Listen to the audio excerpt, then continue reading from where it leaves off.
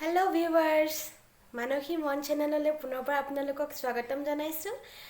আজি মই এটা ৰেচিপি ভিডিঅ' লৈ আহিছোঁ আৰু থাম্বনেইল দেখি গম পাইছে চাগে মই কিহৰ কথা কৈছোঁ। হয়, আজি অতি সাধাৰণভাৱে মই নৰসিংহৰ এখন আঞ্জা আপোনালোকক বনাই দেখুৱাম। আগৰ দৰে আজিও কৈছোঁ, আপোনালোকে অনুগ্ৰহ কৰি ভিডিঅ'টো শেষলৈকে চাব, লাইক কৰিব, কমেণ্ট কৰিব, শ্বেয়াৰ কৰিব, লগতে চেনেলটো ছাবস্ক্ৰাইব কৰি কাষতে থকা বেল আইকনটো দবাই দিব। আহকচোন চাওঁ মই এই নৰসিংহৰ আঞ্জাখন কেনেকৈনো বনালোঁ। ৰেচিপিটোৰ মাজলৈ যাওঁ।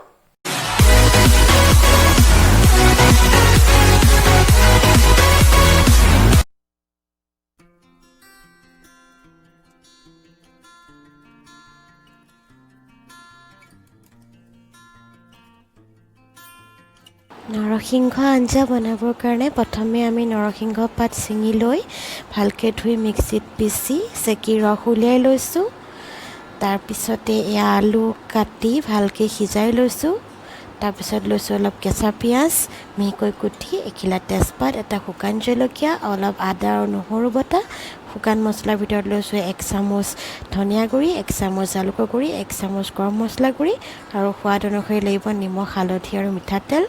তাৰপিছতে কেৰাহী গেছটো ল' ফ্লেমত দি পেলাই তাতে অলপ মিঠাতেল দি গোটেইখিনি একেলগে ভালদৰে ভাজি ল'ব লাগিব। লগতে কেইটামান গোটা জিৰাও দিছোঁ। এইখিনি ভালকৈ ভাজি লৈ কেঁচা গোন্ধ যোৱালৈকে ভাজিব লাগিব। তাৰপিছতে শুকান মছলাখিনি দি দিব। অতি সাধাৰণভাৱে বনাইছোঁ মই, আপোনালোকে নিজৰ ইচ্ছা অনুসৰি মছলা ব্যৱহাৰ কৰিব পাৰে। তাৰপিছত অলপ হালধি গুড়ি দিব, সোৱাদ অনুসৰি নিমখ দিব। মই বেছি মছলা দিলে নৰসিংহখন খাই বেছি ভাল নাপাওঁ, সেইকাৰণে এইখিনি দিয়ে বনাইছোঁ। তাৰপিছতে আলুখিনি দি দিব। আলুখিনি অলপ পিটিকা কৰি লৈছিলোঁ। এতিয়া আলুখিনিৰ লগত মছলাখিনি ভালকৈ ফ্ৰাই কৰি ল'ব।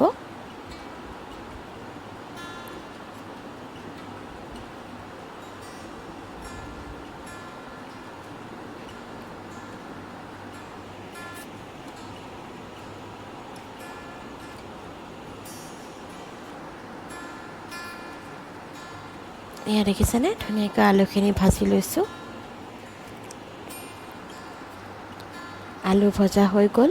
তাৰপিছত আমি ইয়াত পিচি থোৱা নৰসিংহৰ ৰসখিনি দি দিম। আমি পানী ব্যৱহাৰ নকৰোঁ। আৰু 10 মিনিটৰ পিছত এয়া উতল আহিছে। আপোনালোকে নিজৰ ইচ্ছা অনুসৰি ইয়াৰ জোলটো ডাঠ আৰু পাতল কৰিব পাৰে। এয়া নৰসিংহৰ জোল খাবৰ কাৰণে হৈ গ'ল আমাৰ।